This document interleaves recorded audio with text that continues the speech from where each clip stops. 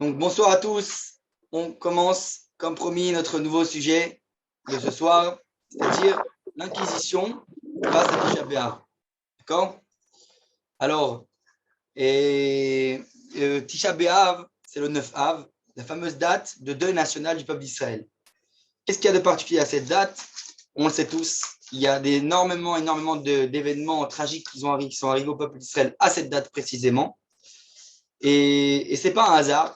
Au contraire, c'est même presque une moitié de consolation vis-à-vis de nous-mêmes, de savoir que à chaque fois qu'il nous arrive un malheur, Shalom, ça se passe à la même date. Ça veut dire, ici, on voit que ces malheurs ne nous arrivent pas par hasard. Il y a ici une volonté. Il y a un message, comme ils vont dire, je suis derrière vous même dans vos malheurs. Ça, c'est Kadosh Baruch Hu, il a fait la providence divine, le fait que nos malheurs arrivent les plus, on va dire, les plus significatifs, le 9 Av, puisque cette date est celle qui est préposée à la punition, entre guillemets. Et donc, regardez bien la Mishnah, première source qu'on va voir tout de suite, c'est la Mishnah. La Mishnah, hop. La Mishnah nous dit Hamisha devarim eru et avotenu beshiva asar betamuz. Il y a 5 choses qui sont arrivées à nos ancêtres, nos pères, le 17 Tammuz. Vechamisha betisha be'av, et 5 autres choses à Tisha B'Av. Eh bien, le 9 Av. Ok. Alors juste, je mets de côté que je puisse voir les chats. Voilà. Et donc ensuite, Beshiva asar betamuz nishtabohu aluchot ubatal atamid veufkea air vesaraf apotropous et Torah apostomus lechat Torah ve'emid selem ba'echad. Donc il a dit, donc le 17 Tammuz, les tables de la loi ont été brisées. Le korban, le sacrifice tamid a été annulé, aboli. Et Oufkea, il y a une brèche dans la ville de Jérusalem, dans la muraille. Vesaraf apostomus et Torah. Il a brûlé apostomus la Torah. Je ne vais pas rentrer dans le sujet de qu'est-ce que c'est exactement, parce que ce n'est pas mon sujet ce soir, mais c'est la Mishnah qui rapporte. Et ensuite il a mis une idole dans le Echal, dans une des salles saintes du Beth Amikdash. Et ça, c'est pour le 17 Tammuz. Maintenant, le Tisha B'Av, le 9 Av, qu'est-ce qui s'est produit? Le Tisha B'Av, Nixar, Alavotenu, Shelo Ikansu Laaretz. C'était vraiment la partie de la semaine dernière. C'était le Meraglim, les explorateurs. Le 9 Av a été décrété que nous rentrons à nos ancêtres dans le désert, que nous ne rentrons pas en terre d'Israël. Vecharav Bait Barishona ou Bashnia. On a dit ensuite, il y a eu la destruction du premier temple et du deuxième, les deux le 9 Av. 2 temples, 2 le 9 Av. Venilkeda Beitar. Et ensuite, la ville de Beitar a été anéantie, on va dire comme ça. Venichesha Aïr, puis donc Jérusalem a été complètement détruite détruite, quoi, anéantie. Et après, la Mishnah finit, Av, Memahatin Besimcha. Depuis que nous rentrons dans le mois de Av, alors on doit diminuer en Simcha, en joie. Ça, c'est la Mishnah. Donc on voit ici qu'a priori, 5 événements, le 9 Av. 5 événements. Alors, bien sûr, ça c'est à l'époque de la Mishnah. Mais depuis, il y a eu beaucoup d'autres événements qui ont eu lieu le 9 Av. Beaucoup d'autres malheurs d'Israël qui ont eu lieu le 9 Av. Et parmi eux, l'Inquisition. Justement, le sujet de ce soir, c'est l'Inquisition, l'expulsion des Juifs d'Espagne, qui a été décrétée aussi le 9 Av. Alors c'est vrai que le roi Ferdinand avait décrété ce décret, le Hebeyar, ça veut dire le Hebeyar, la fameuse date on sait aujourd'hui qui est devenue Yom Ha'atzmaut. Il avait décrété que le 9 Av commencerait l'expulsion. Et donc, effectivement, l'expulsion a commencé le 9 Av. L'expulsion des Juifs d'Espagne. Alors, ça, c'est une première chose. Premièrement, ça nous dit, comme on a dit, c'est une moitié de consolation. Ça nous permet de nous dire, Kadosh Baruch Hu, même dans nos malheurs, il est derrière nous. Même dans nos malheurs, il est là. Il ne nous abandonne pas. Et c'est pour ça que ce n'est pas un hasard si tous nos malheurs arrivent précisément à la même date, pour montrer la main de la providence divine. Ça, c'est la première chose. Et deuxième chose, on doit se poser la question, comme j'ai dit, que ces événements, les événements les plus significatifs ont lieu le 9 Av. Donc ça veut bien dire qu'est-ce qu'il y a de particulier à l'Inquisition? On sait très bien que l'histoire du peuple juif en exil pendant 2000 ans, elle n'est pas facile du tout. On a eu beaucoup d'autres malheurs. Qu'est-ce qu'il y a de particulier à l'Inquisition? Pourquoi l'Inquisition, c'est une période particulière? Et c'est justement ça qu'on va essayer d'éclaircir ce soir. Donc, on va avancer doucement, doucement. Et alors d'abord, il faut savoir justement que, justement, comme j'ai dit historiquement, il y a eu d'autres expulsions, plus ou moins à la même période, à la même époque. Il y a eu déjà des expulsions des Juifs en France, en Angleterre, en Allemagne. Il y a eu des expulsions de Juifs. Qu'est-ce qu'il y a de particulier à l'Inquisition? Et alors, on va, pour commencer à comprendre, déjà, on va commencer à l'origine de la date, ce qu'on appelle la Shnat en hébreu, Shnat Ranab. C'est l'année donc de l'expulsion des. Qu'est-ce qui représente cette année dans les profondeurs de la Torah? Alors, bien sûr, il y a le fameux calcul qui commence avec le Ramban, Rabbi Moshe ben Nachman, qui prend les 6000 ans de la création et les divise comme il fait un parallélisme avec les 6 jours de la création du monde. C'est-entendu qu'en faisant tout ce il fait une sorte de parallélisme, un calcul, pour essayer de découvrir toutes les étapes qui ont lieu lors de j'ai dit donc des 6 jours de la création, s'expriment d'une autre manière pendant les 6000 ans d'histoire de notre histoire. Et donc le Ramban commence avec ce chidouche-là, et le Gaon de Vilna, va pousser cette idée encore plus loin. Il fait tout un calcul, et selon son calcul, il arrive même à la date de Tash'ach, l'année de l'indépendance d'Israël. D'accord? Je ne vais pas rentrer ici maintenant dans le calcul parce que ce n'est pas le sujet de ce soir, mais en tout cas, il faut savoir qu'il y a tout ce parallélisme entre les 6 jours de la création et les 6000 ans de notre histoire. Et maintenant, je veux savoir qu'est-ce qu'elle représente cette année-là de Ranab, l'année de l'expulsion des Juifs d'Espagne. En français, je crois que c'est 1492, si je ne me trompe pas, je ne vais pas dire de bêtises. Mais en tout cas, qu'est-ce qu'elle représente cette année au niveau de la Torah, du profondeur, selon ce parallélisme-là, des 6 jours de la création avec les 6000 ans d'histoire? Eh bien, d'après ce calcul, si on fait le calcul selon le même ordre que le Ramban et que le Gaon de Vilna, on en arrive au fait que cette année de Ranab, c'est l'année de Chatzot Laila. Il divise donc chaque 1000 ans en deux. Il y a ce qu'on appelle une première partie nuit, la deuxième partie jour. Donc les 500 premières années, c'est la partie nuit où il ne se passe rien, a priori, dans chaque période. C'est passif. Et la deuxième partie, c'est toujours plus actif, c'est le jour. Et donc, on arrive à Chatzot Laila, le milieu de la nuit. C'est l'année donc du 6e millénaire, bien sûr, on parle du 6e millénaire, le milieu de la nuit, les 500 dernières années, c'est Chatzot Laila, c'est la nuit avant même que le lever du nouveau jour. Ça, c'est ce que représente l'année de Ranab. Et qu'est-ce qu'il y a de particulier? On sait très bien que les kabbalistes font, par exemple, le Birkot HaShachar, les bénédictions du matin, des louanges du matin, ils les font dès le début, depuis le Chatzot Laila. Parce qu'eux, ils ont un œil très profond. Ils arrivent à voir déjà aux prémices, au milieu de la nuit, le début du jour. Pour eux, c'est le début de quelque chose. Ça, c'est juste les kabbalistes qui arrivent à avoir cette vision-là des choses. Eh bien, et d'ailleurs, les gens qui ont une âme particulière arrivent à percevoir quand c'est Chatzot Laila exactement. Bon, je ne parle pas d'aujourd'hui, on a des calendriers, etc. Avant, comment on savait c'est quand Chatzot Laila? Alors, l'aube, c'est facile, il y a des signes, le soleil lève le jour, etc. Le net, tout a un signe. La shkia, le coucher du soleil aussi, il y a un signe. Tout a un signe. Mais pour ce qui est de Chatzot Laila, on est dans le noir complet. Comment peut-on savoir quand c'est le moment précis du Chatzot Laila? Alors, justement, on ne peut pas le savoir. Les seuls qui pouvaient savoir, c'est ceux qui avaient une sensibilité particulière, une âme particulière, comme par exemple le fait que la Gemara raconte dans le traité de Brachot, par rapport à David Ameler, le roi David, qui avait la bonne décrit le vent avec sa harpe, etc. Tout ça, en tout cas, il captait quand c'est Chatzot Laila, il se levait en pleine nuit, Chatzot Laila. Alors, je ne rentre pas dans tous les avis là-bas de la Gemara, mais en tout cas, c'est un fait. Seules les âmes particulières perçoivent quand c'est le moment de Chatzot Laila. Donc, pareillement, les kabbalistes savent percevoir dès les prémices le début de quelque chose de nouveau. Donc, au niveau historique, l'année de 1492 de Ranab, okay, c'est l'année de Chatzot Laila. C'est le Chatzot Laila avant le dernier jour de 6000 ans d'histoire. On est en plein milieu de la nuit et c'est annonçateur du nouveau jour. Maintenant qu'on a expliqué au niveau métaphysique, on va essayer au niveau plus historique. Qu'est-ce qui se passe historiquement qui a provoqué l'expulsion des Juifs d'Espagne? Alors, je vais vous mettre un petit peu le contexte historique. On a, à l'époque, on va dire quatre royaumes principaux en Espagne. Il y a, bien sûr, qui sont chrétiens, catholiques. On a le royaume de Catalogne, on a Navarre, on a le Portugal, qui fait partie aussi, et Aragon.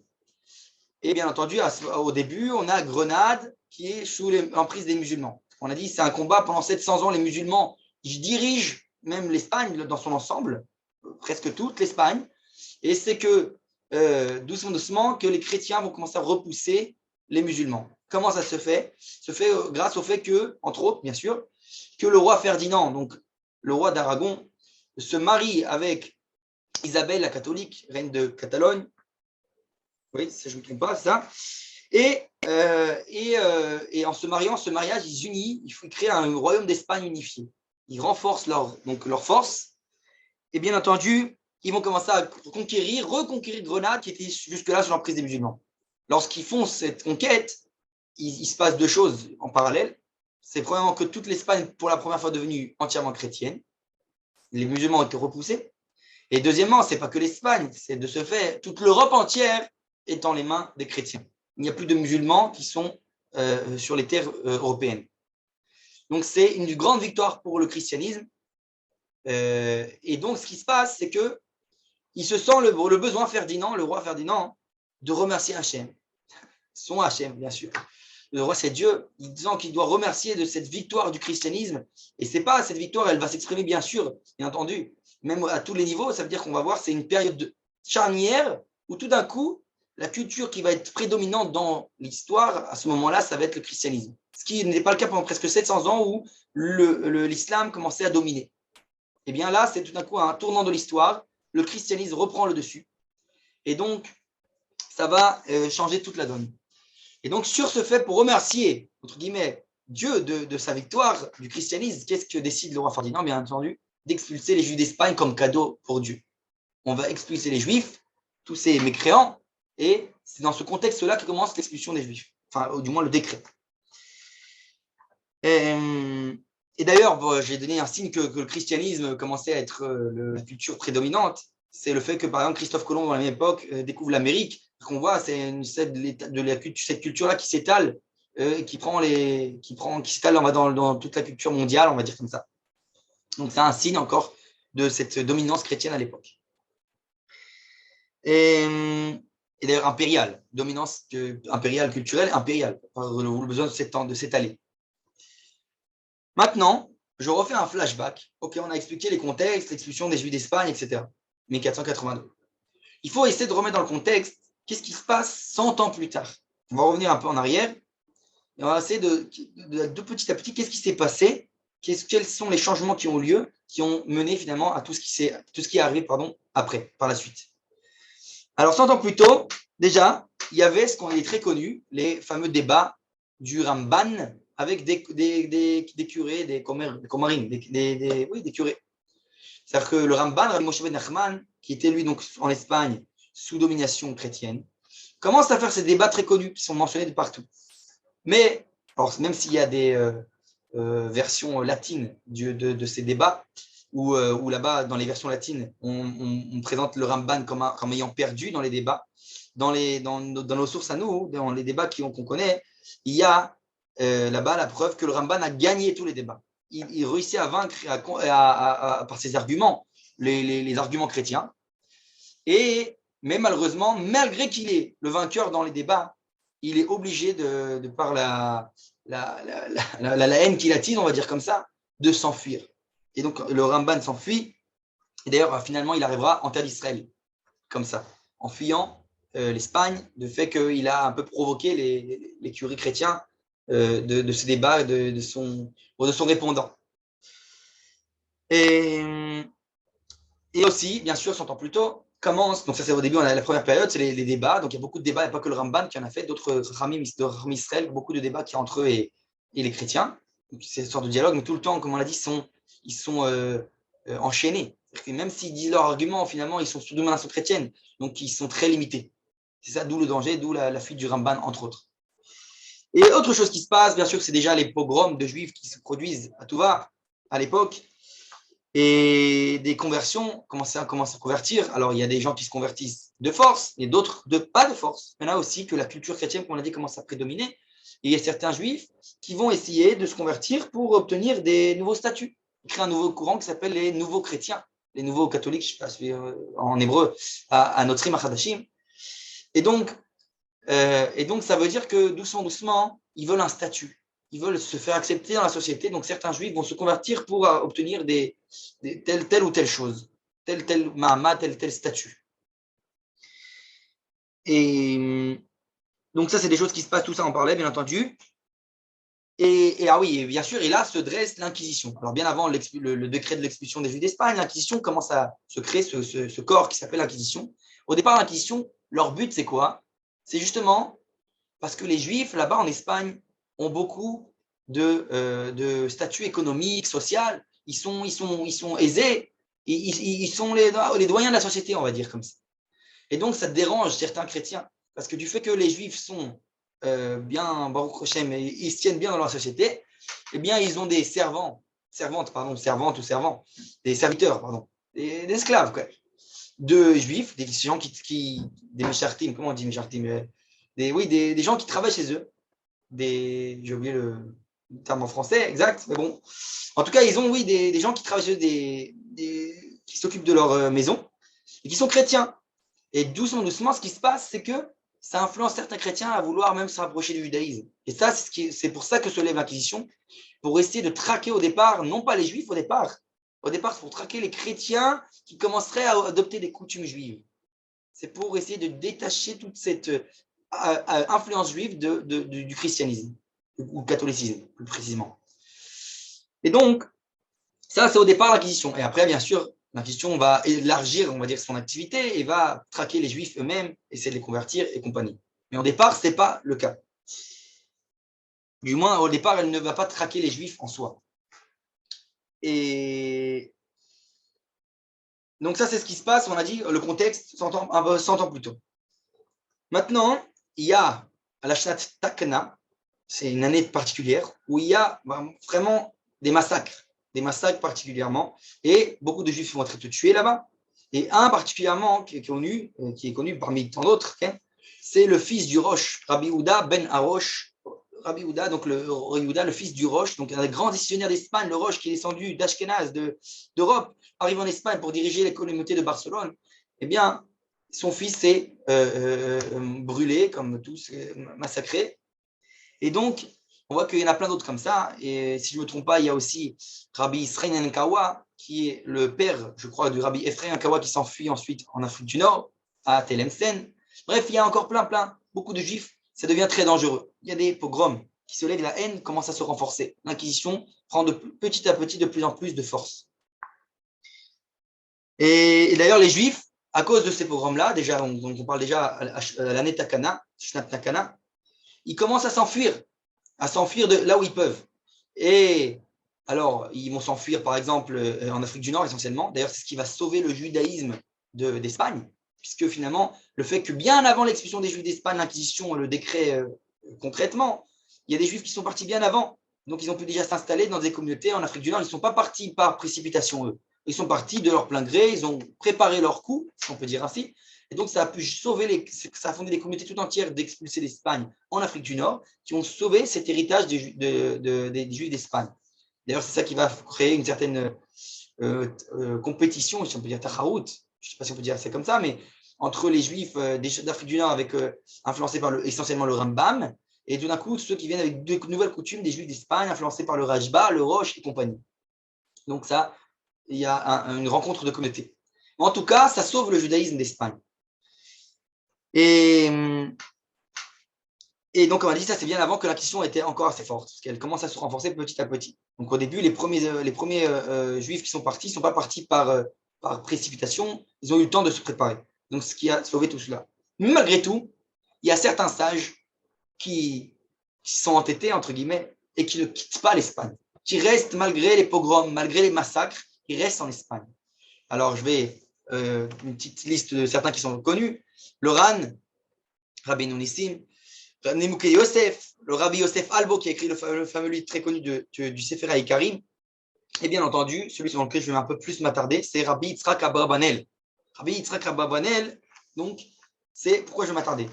C'est un individu particulier. Un Rav, un Tamid Chacham, il est très Tamid Chacham, très grand en Torah. Bien entendu, c'est aussi un politicien, mais pas seulement, il est aussi très riche. Et pourquoi c'est important? On va voir que c'est le cas du fait qu'on va voir qu'il y a quelque chose de particulier en lui et ce qui va le pousser à faire tout ce qu'il va faire. D'abord, je vais raconter un peu son histoire. Rabbi Yitzhak Abarbanel, au départ, il est au Portugal.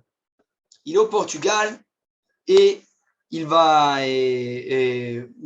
même ministre au Portugal, ministre du roi, et ils vont lui faire un coup monté, on peut dire ainsi, un peu comme ce qu'ils ont fait à Dreyfus, si on peut dire ainsi, pour dire que c'est un traître, etc. Il va devoir s'enfuir. Et donc, comme il s'enfuit du Portugal, il va arriver, alors, si je ne me trompe pas, en Catalogne, ça, oui, voilà, ça, il arrive chez Isabelle la catholique, et dans le royaume de Catalogne. Et là-bas, il commence, là-bas aussi, elle voit ses capacités, son talent, elle commence, et sa richesse, bien sûr, et elle le nomme aussi ministre. C'est le ministre des Trésors de Isabelle la catholique. Rabbi Yitzhak Abarbanel, le ministre particulier des Trésors, donc de Isabelle la catholique. Et d'ailleurs, plus tard, lorsqu'elle va se marier avec Ferdinand, le roi donc d'Aragon, eh bien, il sera aussi ministre des Trésors de tout ce royaume unifié d'Espagne. Donc, on parle de ce fameux royaume qui, lui, plus tard, va décréter l'expulsion des Juifs d'Espagne. Qui c'est leur ministre des Trésors? Un juif, un racham, un rabbi, Rabbi Yitzhak Abarbanel. D'accord? Pour ceux qui se souviennent, quand j'ai parlé le cours sur la démocratie-monarchie, c'est lui qui ramène l'idée de la démocratie d'ailleurs, et qui est même mentionné dans les droits de la déclaration américaine, de l'idée démocratique. Il est mentionné comme un des pionniers, des précurseurs de l'idée de démocratie dans le monde. Rabbi Yitzhak Abarbanel. C'est toujours un grand Talmid Chacham. Et ce qui se passe, c'est que, bien sûr, il va essayer d'annuler ce décret. Il entend parler du fait qu'il va y avoir un décret, les Juifs d'Espagne, on veut faire un décret contre les Juifs. Il va essayer d'annuler, mais il va échouer. Il va échouer et à la finale, il va être obligé de s'expulser lui et sa famille à Naples, en Italie. D'accord? Et d'ailleurs, pourquoi il échoue?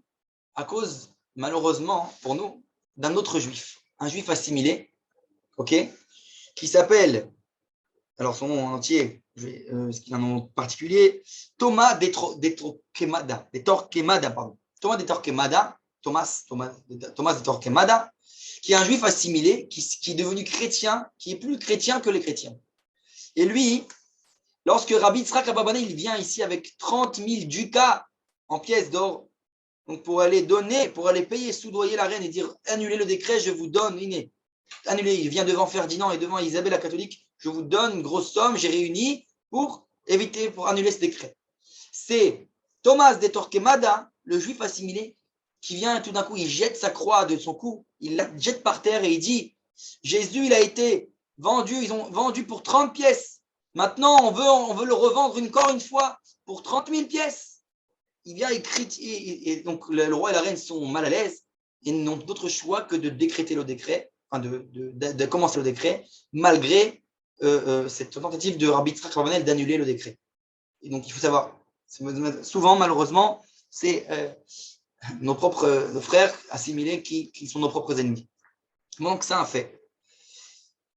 Et est-ce qu'il y a des questions d'abord? Est-ce que jusque-là? Allez-y librement, ouvrez au micro. Questions, pas de questions? Non? D'accord. Alors maintenant, je continue donc. On voit que c'est un échec. Il n'arrive pas à annuler le décret et il s'expulse, qu'on a dit, à Naples, en Italie. Maintenant, les conséquences. Qu'est-ce qui se passe au niveau des conséquences? C'est que déjà, premièrement, les Juifs, cette fois, dès que le décret il commence, sont obligés de se convertir. Il n'y a plus les maranes, les fameux maranes qui vivaient de manière dissimulée, cachée en tant que Juifs, même si extérieurement ils se comportaient comme des chrétiens. Parce que la question va se renforcer et va être là, va tout faire pour les traquer. Et donc, c'est plus possible de se cacher. Donc, les Juifs, c'est soit ils se convertissent à ce stade-là, soit ils s'enfuient. Et s'ils s'enfuient, bien sûr, c'est les mains vides. Alors, il y a, d'après les sources qu'on connaît, c'est approximativement 300 000 Juifs qui quittent l'Espagne en moins de 3 mois. 300 000 Juifs. Et parmi eux, bien sûr, les maranes, ce qu'on appelle en français les maranes, ceux qui la communauté d'Amsterdam, entre autres, il y a la communauté d'Amsterdam qui s'est nommée, c'est des Juifs de Marane, des expulsés d'Espagne, qui, on sait, plus tard, de là-bas va sortir le fameux Spinoza. Et aussi, alors, où c'est qu'ils s'enfuient, tous ces Juifs? Alors, une partie vont en Afrique du Nord, bien sûr, une grosse partie, comme on l'a dit tout à l'heure, une partie en Amérique et en Portugal, sauf que malgré que le Portugal aussi, 4 années plus tard, vont être aussi expulsés de là-bas, parce que le roi Manuel va aussi faire un décret contre les Juifs du Portugal. Et ensuite, il y en a qui partent en Hollande, comme on l'a dit, en Angleterre, etc., etc. Bizarrement, enfin pas bizarrement, logiquement, il y a très peu qui partent en France. Pourquoi? Puisque 20 ans plus tôt, il y a déjà les Juifs de France qui ont été expulsés. Il y a encore un décret sur les Juifs d'être expulsés de France. Donc c'est pour ça qu'on n'a pas beaucoup de Juifs qui partent d'Espagne à la France. C'est un fait. Et donc, oui. Alors oui. Et oui, il y en a beaucoup, beaucoup, beaucoup, bien sûr, qui sont partis, dont Rabbi Yosef Karo, entre autres, quand il est tout petit, il part, il s'enfuit dans l'Empire ottoman, qui c'est, on va dire, l'union de la Grèce, Turquie, Égypte et Israël d'aujourd'hui. Donc c'était le grand Empire ottoman. Et là-bas, ça va renflouer les classes de. Tout d'un coup, l'Empire ottoman, ça va le renforcer, d'Afka, que vont venir des grands tabis des Chachamim, des sages, beaucoup, beaucoup, beaucoup de sages d'Espagne arrivent là-bas. Et ça permet quelque chose d'exceptionnel, c'est que vont se rencontrer pour la première fois, si on peut dire ainsi, plus ou moins, enfin, pas tout à fait, mais plus ou moins, donc des Juifs d'Espagne, des Sfaradim, vont se rencontrer avec des gens d'Europe de l'Est, des Chachamim, des Tamidei Chachamim d'Europe de l'Est qui sont beaucoup aussi dans l'Empire ottoman. Donc c'est une rencontre entre les cultures qui se produit là-bas, donc dans l'Empire ottoman, et c'est quelque chose de nouveau. Et maintenant, il y a aussi, dont celui que je vais parler maintenant, il s'appelle Don Yosef Nassi. Qui c'est Don Yosef Nassi? Je suis en train de parler justement de ce renforcement de l'Empire ottoman. Don Yosef Nassi, il est aussi, lui, aussi issu d'une famille de Maran, donc ils sont convertis, vivaient de manière cachée, et il devient premier ministre de l'Empire ottoman. Premier ministre de l'Empire ottoman, vraiment. Donc c'est ce qui se passe. Ce qui se passe, c'est que lui, il est bien sûr après être revenu au judaïsme. Okay, lui, il est juif fier et ça, il commence à retrouver son judaïsme et il est devenu premier ministre de l'Empire ottoman. Et au milieu du VIe siècle, donc, il entend qu'il y a des grands rabbins qui sont partis en terre d'Israël. Bon, il s'agit de qui, bien entendu, tous ceux qu'on connaît, ceux qui ont fondé Tzfat, Rabbi Yosef Karo, plus tard, un petit peu plus tard, le Harizal, Rabbi Shlomo Kabetz, le Maharit, okay, et encore d'autres. Okay, il y en a beaucoup, beaucoup, beaucoup qui sont partis fonder comme en Espagne. À Tzfat, en Israël. Il entend ça, et il se dit, oh, regarde, les grands rabbins sont partis en Israël. C'est un signe précurseur. Lui, il a une volonté, fonder un État juif. C'est ce qu'il veut. Il est premier ministre de l'Empire ottoman, il essaie d'obtenir des accords, il veut construire un État en Israël. Il veut obtenir l'indépendance. Et donc, on voit qu'il y a quelque chose qui est resté quand même, cet héritage-là du judaïsme d'Espagne. Et je vais justement parler de ça maintenant. C'est quoi ce particularisme du judaïsme d'Espagne? Comme on a dit, qu'est-ce qu'il y a de particulier à l'Inquisition? Qu'est-ce qu'il y avait de spécial là-bas? Il se passe quelque chose, comme on l'a dit, c'est une période charnière. C'est un tournant de l'histoire. Pourquoi? Parce qu'il y avait quelque chose de particulier au judaïsme d'Espagne. Au judaïsme d'Espagne, comme je l'ai dit tout à l'heure avec Rabbi Yitzhak Ababanel, mais encore plein d'autres. Et par exemple, Rabbi Shmuel Hanagid, je vais parler maintenant, c'est des gens qui ont en eux, comment je vais expliquer ça? C'est comme des Tamidei Chachamim, c'est aussi des sages en Torah, mais c'est aussi des sages dans beaucoup, beaucoup de sciences générales, que ce soit en philosophie, en astronomie, je sais pas moi, bref, tout ce que vous voulez, en finance. Ce sont des Tamidei Chachamim qui touchent à tout, même en art, en Kabbalah, bien entendu, etc., etc. Ça veut dire que c'est quelque chose de particulier au Juif d'Espagne. Il savait beaucoup de choses. Il y avait un savoir immense dans beaucoup, beaucoup de domaines différents. Et c'est pour ça que Rabbi Shmuel Hanagid, entre autres, d'accord, qui est, si je ne me trompe pas, un des élèves de Rav Hai Gaon, eh bien, il était lui-même un grand politicien, un Midinaï, comment on dit en hébreu, un homme d'État.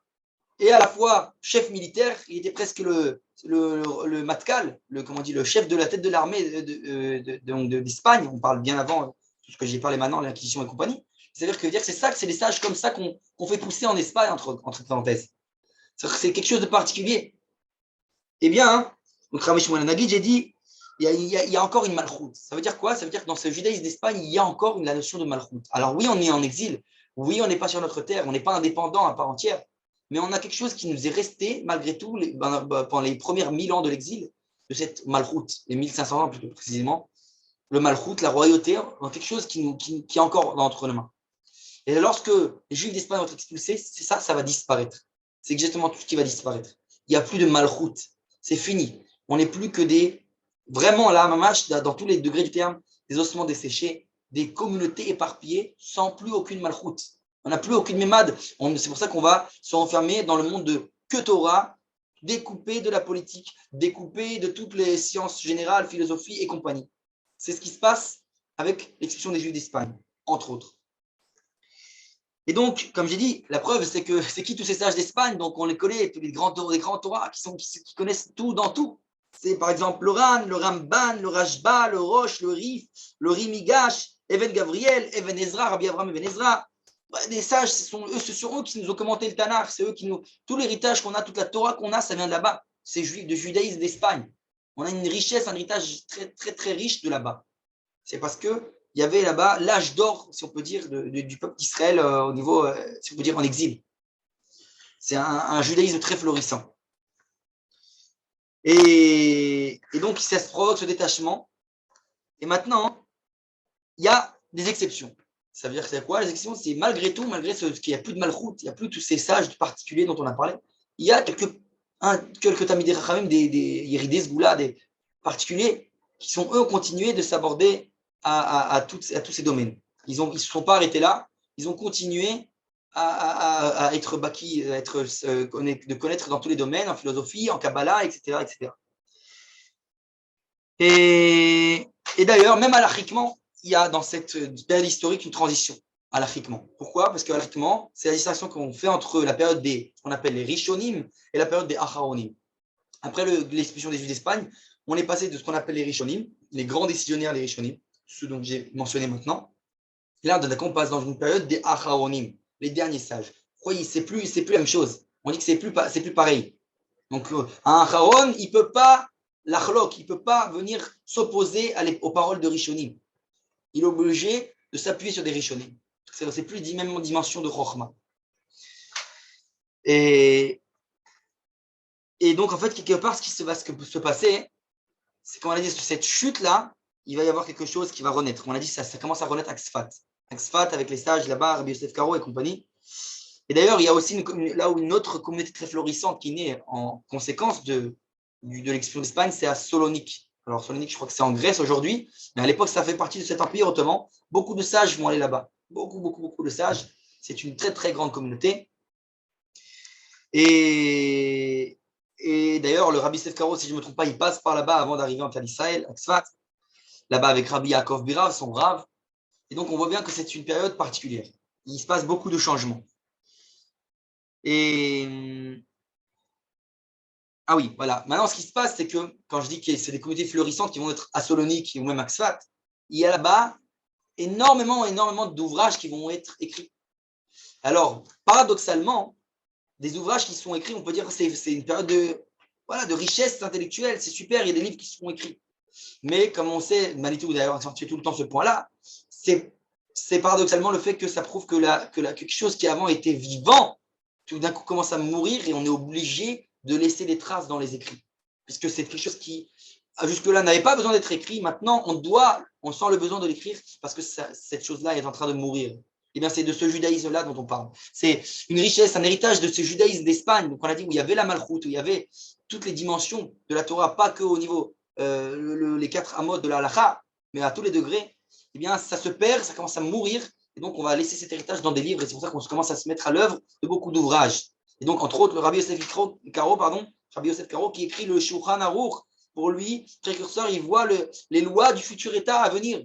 C'est-à-dire que dans cette communauté d'Exfat, on voit loin, comme on a dit, ce Chatzot Laïla qu'on a dit au départ, ce milieu de la nuit, que les kabbalistes voient, ils disent c'est le début d'une nouvelle période. On est en train de mettre les fondations de quelque chose à bâtir plus tard.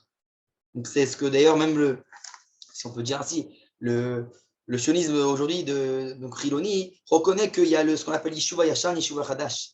Il y a les premières implantations, les dernières. Donc il y a au niveau quantitatif, il n'y avait pas beaucoup. Il y avait des petits yeshuvs par-ci, par-là. Mais au niveau ça a permis ces constructions-là, plus tard avec les élèves du Baal Shem Tov et du Gaon de Bina, à bâtir les grandes aliotes, qu'on appelle les premières aliotes, en fait, et deuxième, troisième, etc., qui sont des aliotes plus ammonites, c'est-à-dire plus collectives, on va dire, en plus grosse quantité.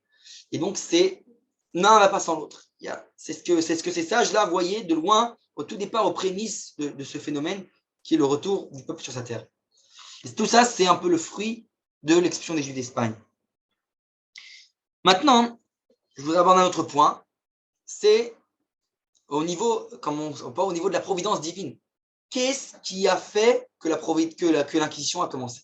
Qu'est-ce qui a provoqué l'Inquisition au niveau métaphysique, pas métaphysique, providentiel, aux yeux de la providence divine? Pourquoi c'est arrivé l'Inquisition? Alors, il y a ça plusieurs avis. Le premier avis, c'est Rabbi Ouda Chassid, qui lui accuse la philosophie, justement. Lui accuse le fait que les sages d'Espagne étaient beaucoup étudié la philosophie. Et ça a mené à ce que ça a mené à toutes sortes de choses bizarroïdes. Et il dit à des opinions bizarres et qu'on en est arrivé à vouloir expliquer plein de notions du judaïsme avec des termes philosophiques. Et donc il dit ça, c'est la punition qu'on a reçue, c'est l'Inquisition. Ça, c'est Rabbi Ouda Chassid. Rabbi Yitzhak Arama, qui lui aussi d'ailleurs était un des grands opposants à l'étude de la philosophie, entre autres, eh bien, lui, il accuse la prostitution. Il raconte une coutume bizarre qu'il y avait à l'époque. Il dit où il y avait certains stages qui ont permis aux jeunes filles vierges d'aller faire leur mikvé pour que les gens qui allaient avec elles, entre guillemets, eh bien, au moins le fassent en pureté, qu'elles soient après mikvé. Et donc, il dit, le fait ils permis une chose pareille, ça a fait de la prostitution au niveau, on va dire, global. Et donc, c'est très, très grave. Et donc, c'est pour ça qu'est arrivée l'Inquisition. Ça, c'est Rabbi Yitzhak Arama. Mais en réalité, comme ça que nous explique le Rav, la troisième raison, c'est le troisième sage, c'est le Chesed Abraham, j'en ai parlé plusieurs fois, qui est le grand-père du Rida. Eh bien, lui dit une autre raison, et qui a priori est la plus logique. On va comprendre de quelle raison il parle. Et il parle du fait que de l'orgueil de penser que l'Espagne, c'est leur terre. C'est-à-dire qu'ils ont oublié, une fois que leur terre, c'est où? C'est la terre d'Israël. Il dit ça, c'est ce qui va provoquer l'Inquisition. C'est ça, et pas autre chose. Alors, je vais apporter un texte, justement, ce texte du Chesed d'Abraham. C'est le dernier texte que je rapporte ce soir. Je ne vais pas le faire tout, parce qu'on n'a pas énormément de temps. Il dit comme ça. העניין אחר שהדרך להשגת תכלית האדם בבריאתו, אוקיי? הוא ביות חומרו וכל כוחותיו נשמעים אל השכל ולעבוד עבודתו ולא ימרה פיו, כי בזה הדרך נפלג השלמות והתכלית, והנה נתחייב כי זאת התכונה הנקנית לעם ישראלי בכללו בהיותם בגלות. Donc, bon, je vais vraiment résumer, parce que je vais arriver à mon point. Il dit que lorsque le peuple d'Israël s'assied en exil, eh bien, il acquiert une nouvelle propriété qui va s'aborder au monde du matériel, on va dire comme ça. Je vais en résumer.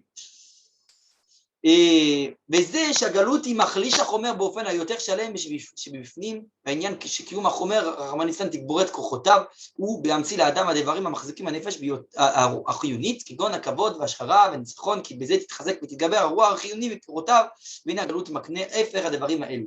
Il dit en réalité ce qui se passe, c'est que on va dire le côté matériel d'Israël, on peut dire ce qu'il appelle matériel, en fait on parle de la malchoute, cette fameuse malchoute, si on peut dire ainsi, eh bien va se diminuer en exil. Logiquement, on n'est plus indépendant, on n'est plus sur notre terre.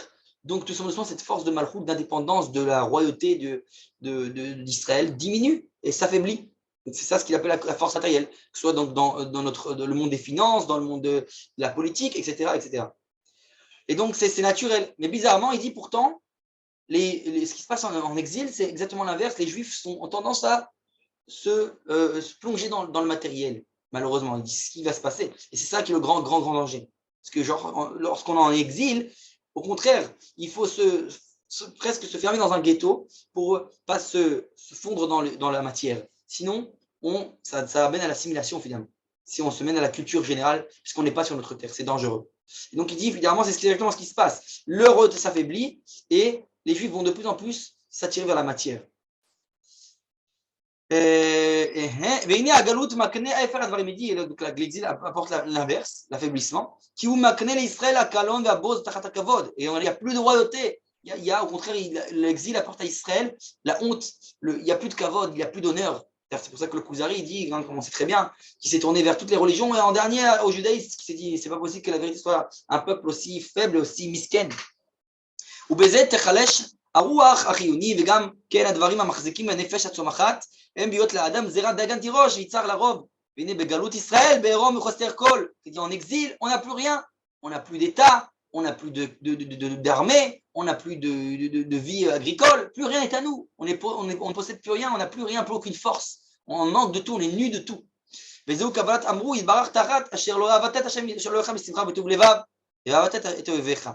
Donc il dit, il dit c'est ça ce qu'ont dit les sages quand ils ont dit on n'a pas servi Hachem avec simcha, avec joie et tout les vav. Donc du coup on va devoir, conséquence, le faire, on va devoir servir nos ennemis, nos ennemis en terre étrangère.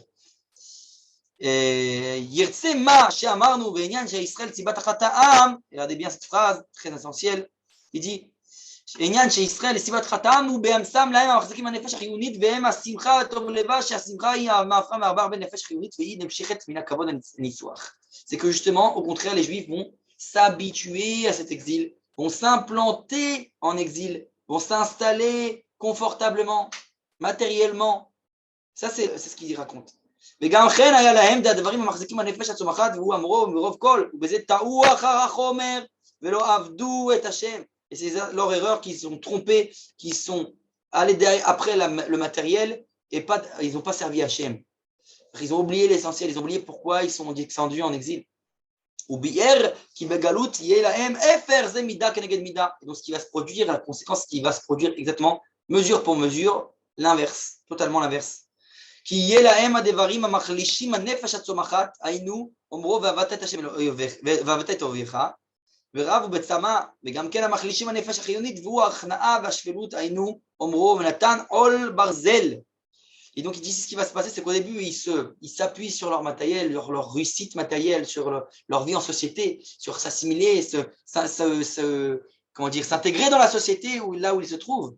Et doucement, ce qui va se passer, c'est l'inverse. C'est que tout d'un coup, des murs de fer, ils vont se retrouver face à des murs de fer. Ça, malheureusement, on connaît malheureusement trop bien. Avec ce qui s'est passé la même chose avec la Shoah, c'est ce qui s'est posé dans presque tous nos exils. Les Juifs ont voulu s'intégrer. Dès qu'ils veulent s'intégrer, ça dérange les peuples qui sont les balabaites, qui sont les propriétaires. Ils disent quoi? Ce Romain-là, je parle par exemple dans l'Empire romain, il est plus romain que le Romain. Et cet Allemand, il est plus allemand que l'Allemand. Et on parle des Juifs qui sont devenus des très bons Allemands, des très bons Romains, des très bons Espagnols. Et donc c'est ça qui va déranger.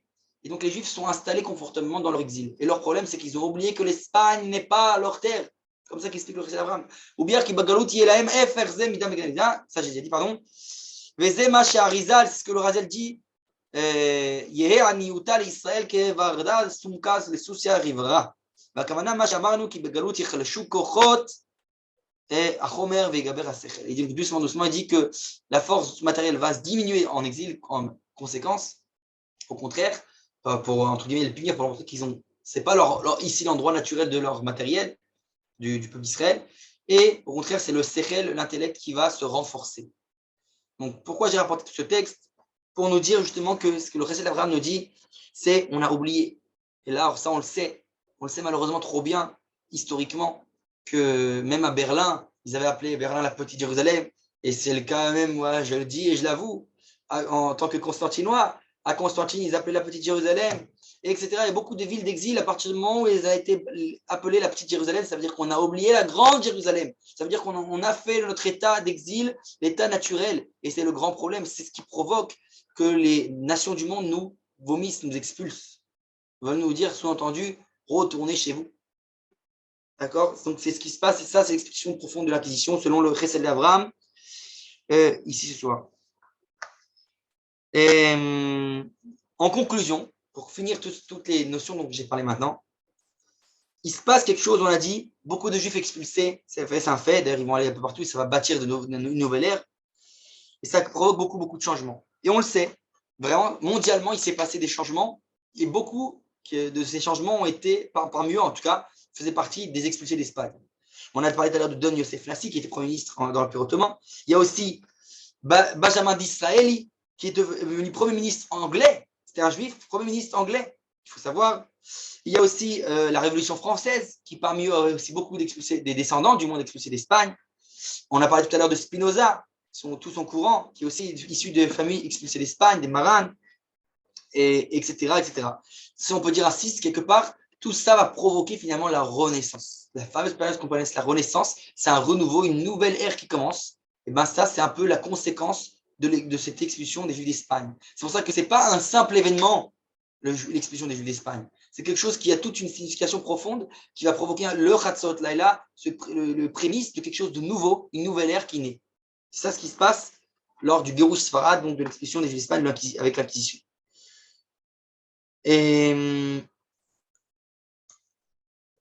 Et donc, on a dit, le peuple, la royauté disparaît donc d'Israël, petit à petit, elle s'éteint, mais au contraire, commence à naître des communautés petit éparpillées. Donc, c'est d'un côté le summum de l'exil, le summum de l'obscurité, mais en fait, c'est précurseur de quelque chose de nouveau, parce que dès qu'il dit, on ne va pas tomber plus bas, donc il va falloir rebâtir de nouveau quelque chose de plus grand. Et ce qui se passe, c'est que j'ai dit que la royauté a disparu, mais pas totalement. On a dit la royauté ne peut pas se détacher totalement du peuple d'Israël. Il va quand même avoir un tout petit résidu de cette royauté qui va passer à travers qui? D'après, alors ça c'est comme ça que le Rav explique, quelqu'un, une personne qui est issue aussi, qui est le petit-fils du Chazan de la communauté du Rabbi Yehuda Alkalai.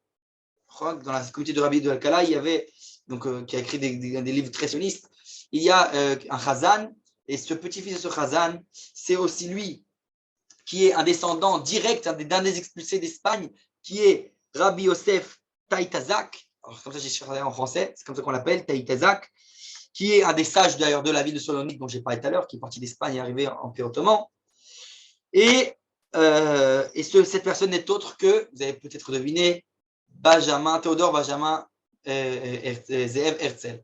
Herzl lui-même, descendant de Rabbi Yosef Taïtazak, donc des expulsés d'Espagne. Il y a cet esprit de royauté qui réside, reste chez lui. C'est pour ça d'où ça va peut-être faire naître chez lui cette volonté de créer un État, de rendre cette royauté, cet honneur d'Israël au peuple d'Israël. Donc c'est ça qui va naître finalement de tout cela. Donc il a, oui, des antécédents aussi Sfarad, Herzl. Le Rav Zouda précisait ça souvent. Ok. Maintenant, en résumé, donc je résume les différents points dont j'ai parlé ce soir. On a parlé d'abord du 9 Av, qui est une date providentielle qui montre une moitié de consolation, puisque tous nos malheurs ont lieu à la même date. Donc, Jbrou dirige ça, veut nous montrer qu'il est là, même dans nos malheurs. Deuxième chose, on a dit période charnière avec le début tout l'environnement dans lequel ça commence, c'est le début de la domination chrétienne, catholique plutôt, au niveau culturel mondial. On a parlé donc cette période d'âge d'or du judaïsme avec donc 100 ans, en Espagne, pardon, et d'ailleurs 100 ans plus tôt commençaient des massacres, des pogroms, tout ça, et une tentation d'annuler le décret, et ça va quand même sauver, comme on a dit plus tard, les communautés d'Espagne, en Afrique du Nord entre autres. Ensuite, on a dit conséquences et les fruits de l'expulsion, beaucoup d'influence, ça a influencé tous les mouvements dont j'ai parlé tout à l'heure, la Révolution française, beaucoup de gouvernements vont être dirigés par des gens issus de cette expulsion, ou du moins de familles d'expulsés. Et on a dit que ce particularisme de judaïsme d'Espagne, c'était cette malchoute, cette royauté où on pouvait s'adonner à la Torah, à la politique, à la philosophie, à l'astronomie, à tous les domaines, puisque c'était la malchoute, c'était la royauté. Il restait encore quelque chose qui n'avait pas été complètement disparu en exil. Et les principales raisons de l'acquisition, on a dit, providentielle, on avait les différents avis, on a parlé essentiellement de l'idée du récit de l'Abraham qui nous dit que c'est parce qu'on s'est trop habitué à l'exil, on a oublié quelle était notre véritable terre. Et enfin, tout ça, on a dit, engendre la renaissance, un renouveau d'une nouvelle ère, et ça permet en fait finalement à la royauté de malgré tout survivre à travers un tout petit fil qui s'appelle à travers Herzl, comme on l'a dit. Donc elle n'a pas totalement disparu, et ça va être permettre après cette nuit totale le nouveau jour qui se lève.